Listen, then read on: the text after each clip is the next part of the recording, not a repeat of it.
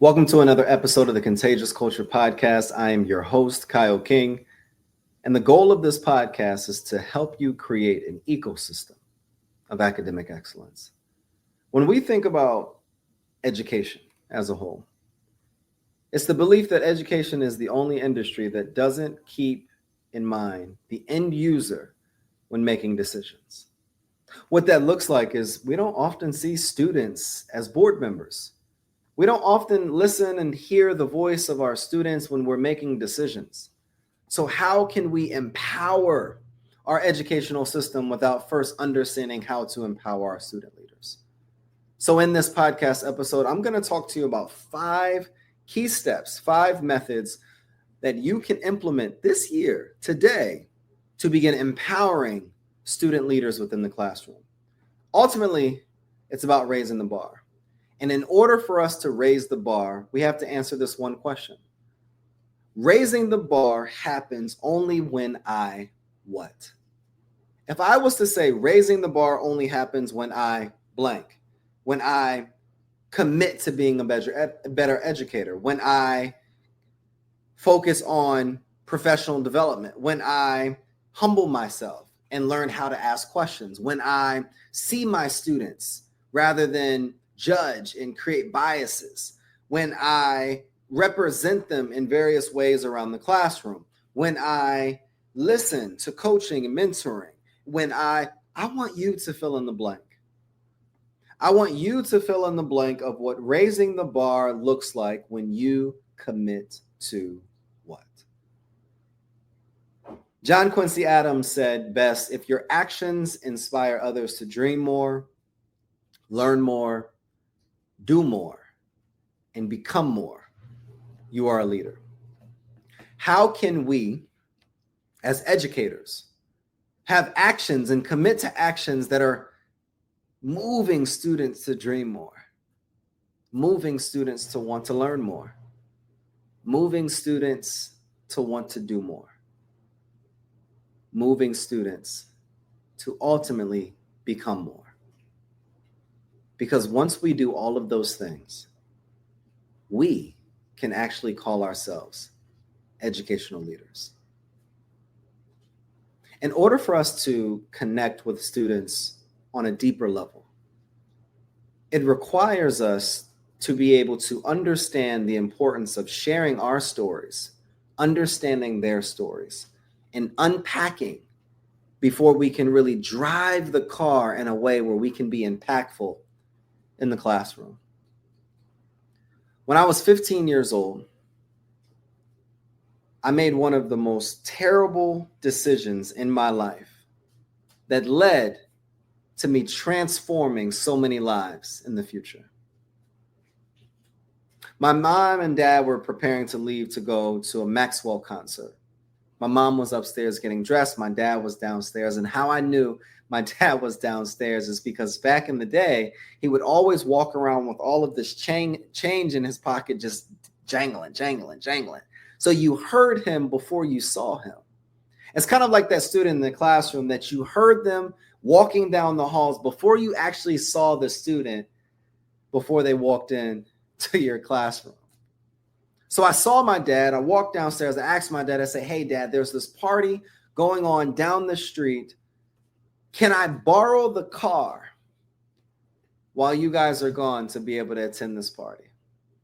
He looked at me like you're probably looking at me right now and said, of course not. You don't have a license. So I said, Dad, he said, no, Kyle. I said, but Dad, he said, no. So like most kids, when they're growing up, when one parent says no, the kid runs to the other parent. I go, hey, Mom, I got a quick question for you. She said, did you ask your father? I said, yes. She said, what did he say? I said, but Mom. She said, what did he say? I said, but Mom. She said, what did he say? And I said, he said no. I felt defeated. I felt like I wasn't listened to, like I wasn't heard. And many times in our classrooms, students probably feel the same way. And when students feel the same way in our classroom, they probably take matters into their own hands. And that probably leads to them driving the class out of control. driving your nerves, getting things and being distracted and then distracting others from being able to complete the very task that you prepared for them to do. But in this case, I knew that my parents would be gone for hours, so I did the unthinkable. I went downstairs, took the car, found the keys, took the car, went to the party, but you can't do anything alone. I had to pick up a friend of mine with me. We drove the car to the party, had an amazing time, came back. We ran and sped home. But then one decision, one action, one mistake almost cost me everything. When I pulled into the driveway, I just knew to park the car exactly where it was parked. I was opening up the driveway, trying to figure out the pedals from down, and then I accidentally hit the gas when I thought I hit the brake and ran straight through the closed garage door. I said, oh my God. I thought my life was over. So me knowing me, I ran inside, grabbed a towel, came back out, wiped down the steering wheel, called the cops, told them that somebody stole the car and ran it back into the garage. My son is sitting in front of me right now as we record this podcast, and he's looking at me with a smile on his face, and he's like, oh my gosh, Dad did this. The cops came, but like most times, they knew that something wasn't right with this story. So you mean to tell me that someone stole the car while you were in the house, you didn't hear anything, then they took the car, drove it away, drove it back into the house, left the keys in the car? That doesn't make sense. That's not your typical story of theft. So what did I do? I ended up telling the truth. Because I recognized the bigger consequence if I would have continued to lie. But like anything, like any parable, it's not actually about the story. It's about the lesson. And many of us as educators are driving our cars into closed garage doors, and we're wrecking our classrooms, and we're wrecking the belief in the spirit of children in the classroom, because we are not equipped to be able to drive without assistance. We are not equipped to be able to tell the truth when we need help. We are not equipped to be able to run the lesson in the way that we want without going through a series of steps before we're qualified to be able to empower or drive these students to the direction that they deserve to go. So like anything, we've created a 5-step method for you to be able to leverage today to be able to empower students to drive them forward towards their destiny. The D represents determining your outcomes. We cannot meet anything that we have not measured. What's your measure for success in your classroom? What are the teacher outcomes, the student outcomes, the school outcomes, and how do you measure success as an educator? How will you measure success for your students? And how will you measure success as a contributor to your school? What does success look like and how will you define it? One thing that I want you to finish right now, I will know I'm successful this year if what?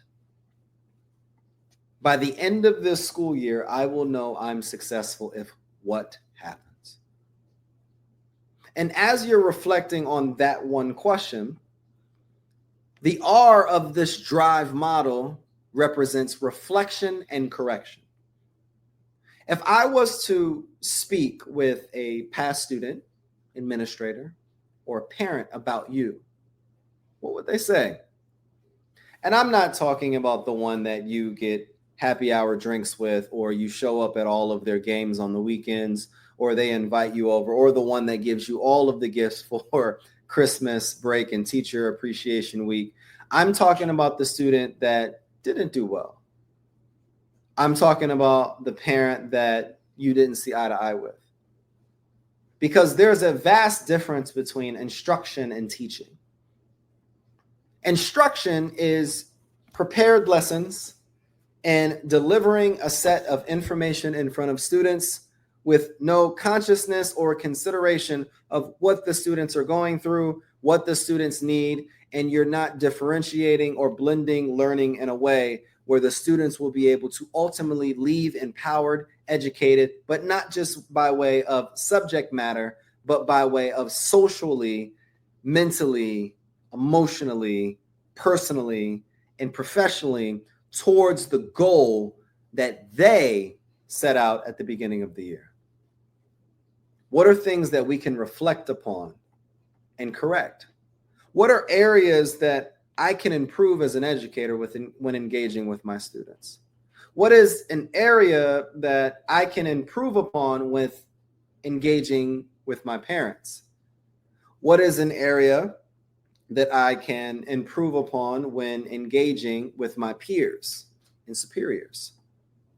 Because once we're able to determine our outcomes and understand where we can be more reflective, this allows us to illustrate the eye of the drive model, illustrate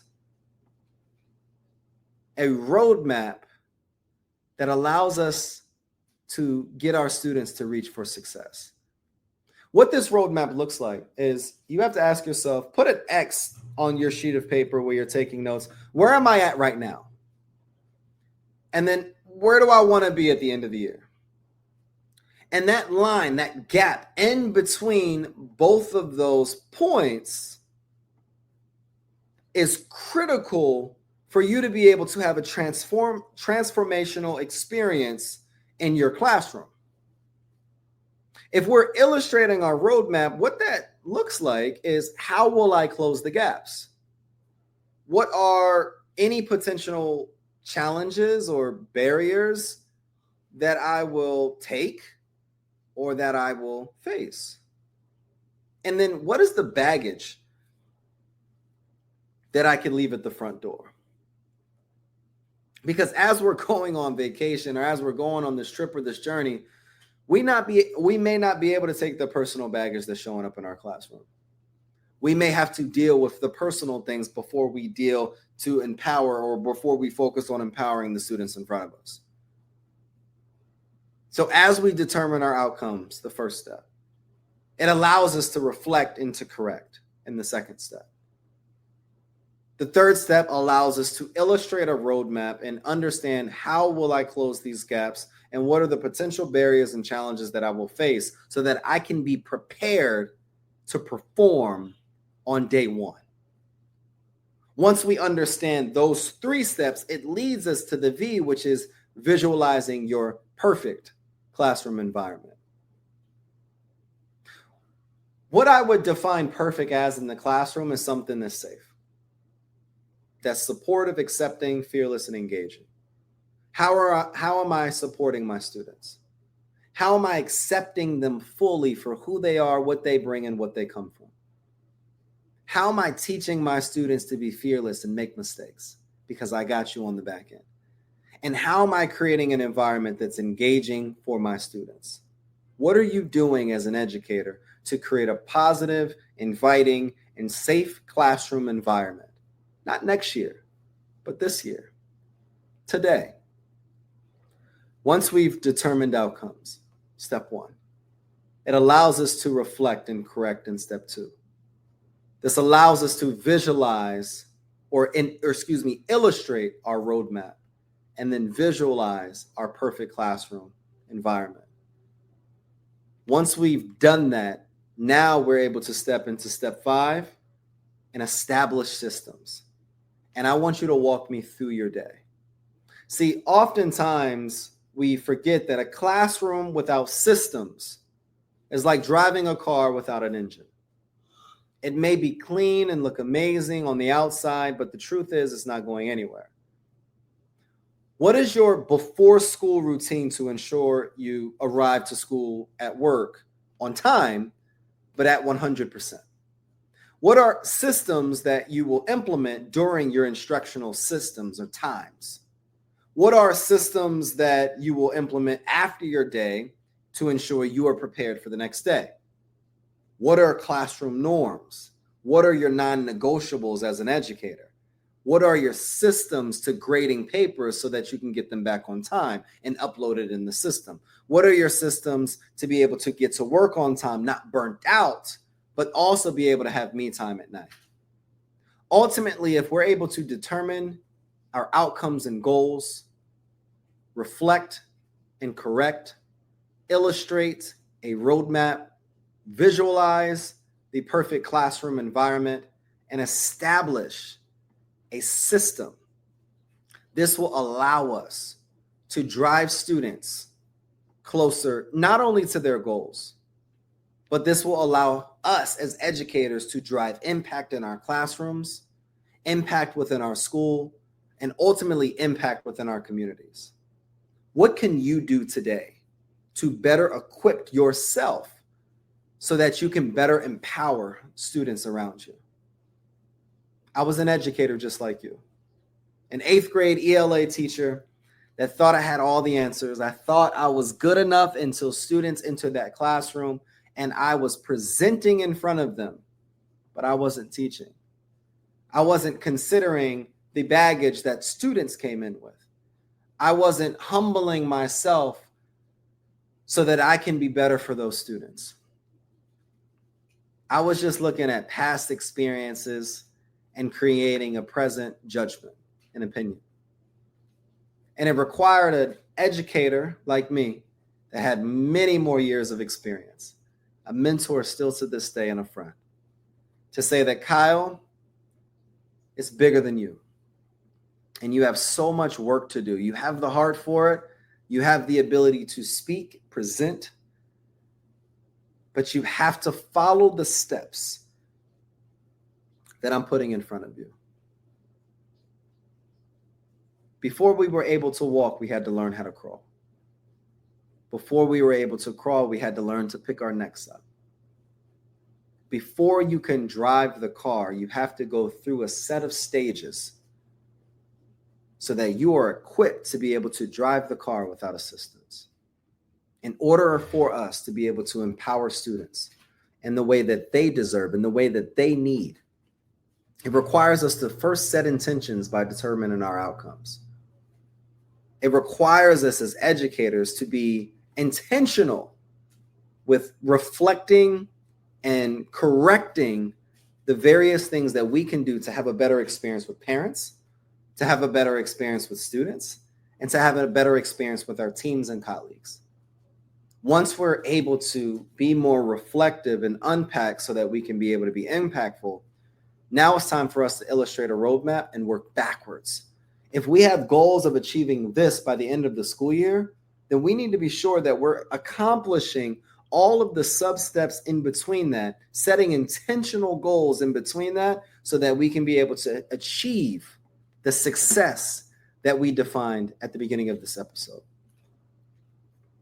Once we're able to have this roadmap and this blueprint towards building this house of success with our students, it requires us to visualize a perfect classroom environment.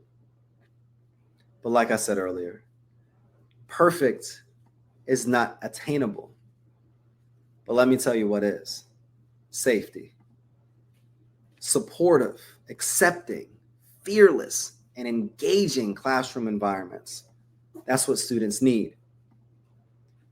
And when we do this, this allows us to establish systems when we think about the beginning to the end of our day, with students in mind, that we can create systems that don't just honor and empower students, but also honor and empower ourselves. No more burnout days. No more 60 to 70-hour work weeks. Honor yourself by creating balance, by putting systems in place so that you can be at your best, so that you can give your best to your students. Comment below a question that you have, an opportunity where you need encouragement, and a way that we at the Culture Lab can be able to support you and leveraging these 5 steps to best empower students, not just in your classroom, but in your school community. My name is Kyle King. This is another episode of the Contagious Culture podcast. We'll see you next episode.